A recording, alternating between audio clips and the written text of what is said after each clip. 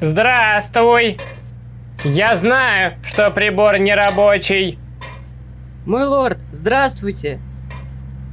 Так, секундочку.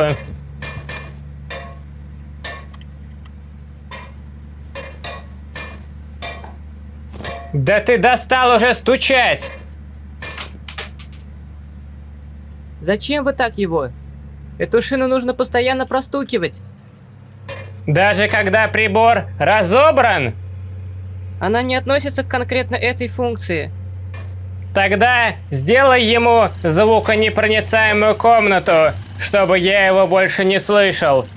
Так, а сейчас трофей, полученный в результате тестового запуска 2011. Здравствуйте, дорогие зрители! Этим трофеем стал Кьюман в War of Glory, вторая по культовости серия после Combat Zones, Article 2307 Eagle Destroyer, что переводится на русский язык как Орел-эсминец. Ну, это явно не корабль, так что называть мы это будем Орел-разрушитель. Спереди коробки, по классике, батальная сцена, самое интересное на которой это две уникальные литые детали, которые я с преогромнейшим удовольствием раскритикую, если в них что-то будет не идеально. Ух, прям ручки чешутся. С обратной стороны, на удивление, никто ни с кем не сражается, а просто показаны функции модели и другие постройки из данной серии. Что ж, по внешнему осмотру на этом все, а значит переходим к распаковке и сборке.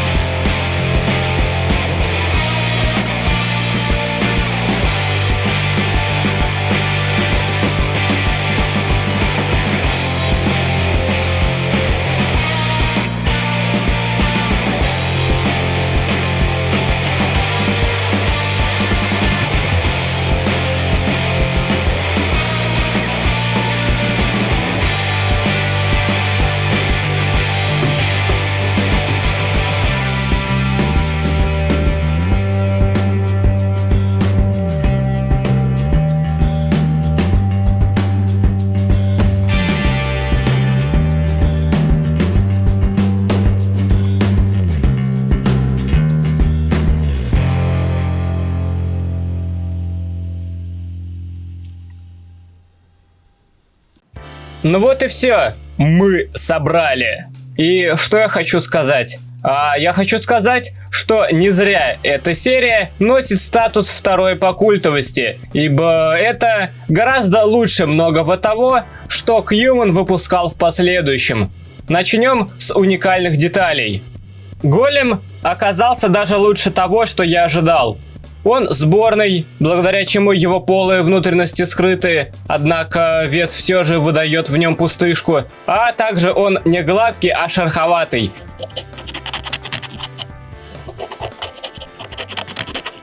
Что делает его весьма приятным на ощупь. Однако, все же еще есть куда стремиться. Вместо глаз можно было бы сделать зеленые стекляшки и вставить внутрь светодиодик с батарейками.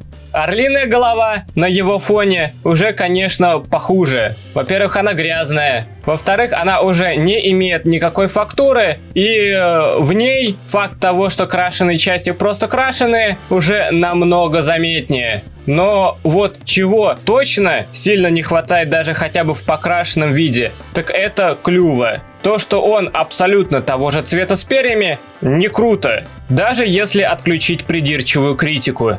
Также хочу похвалить броню вот этого чувака, а именно наплечники, в которых прозрачный элемент – это отдельная деталька. Вот могут же, когда захотят. И почему нельзя было вот эти бронежилеты из намного более поздней серии сделать аналогичным образом? Что же касается модели, то у нее все хорошо. Нет, серьезно, она выглядит вполне органично. У нее есть функция, позволяющая барабанам крутиться во время езды.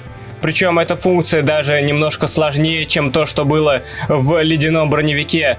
Да, на модель нужно надавить, ибо пластиковые колеса очень скользкие. Но я прекрасно понимаю, почему здесь стоят именно они. Ибо резиновые бы тут смотрелись как на коровье седло. Единственное, что мне бы хотелось в этой модели улучшить, это добавить вот такой элемент, чтобы знамя не ходило ходуном, и затайлить пины.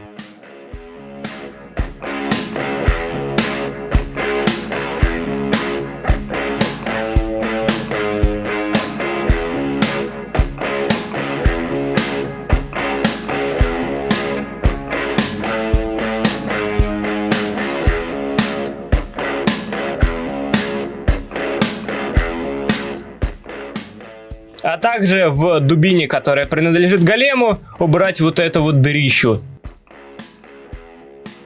А на этом, пожалуй, все. Ставьте лайки, оставляйте комментарии, подписывайтесь на канал. И спасибо за просмотр.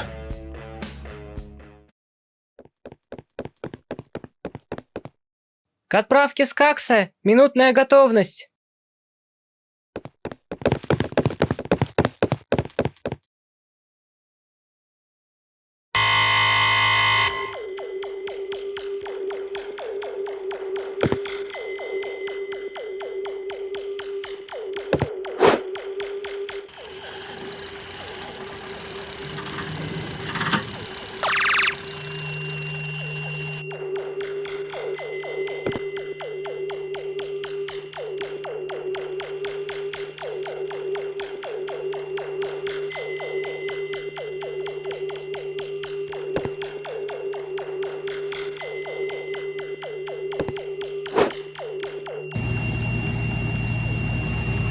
You